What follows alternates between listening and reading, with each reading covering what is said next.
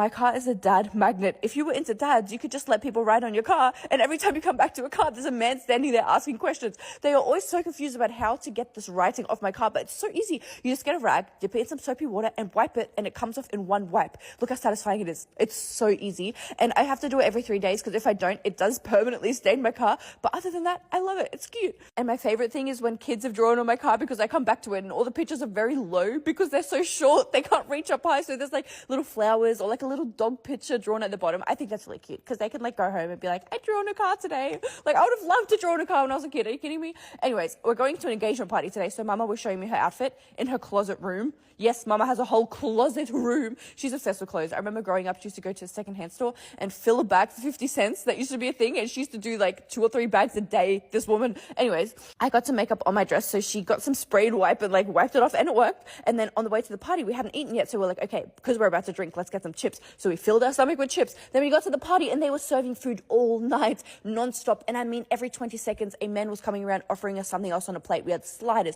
We had lamb chops. And listen, I wasn't going to have a lamb chop because I didn't want to get it on my dress. But 20 seconds in, I had a lamb chop in my hand and then Mama had a lamb chop. We were standing there eating and then we got the prawns and we just kept drinking and eating. And then listen, after the party, we all met up in the food court and we kept eating. But I got, what did I get? Oh, I got chili chicken wings with garlic and I got wedges and I also got banana bread. And she said it was going to be toasted, but it wasn't. It was microwaved and I still ate it and it didn't even have butter, but I still ate the whole thing. And I had a bunch of chicken wings and it was a really good night.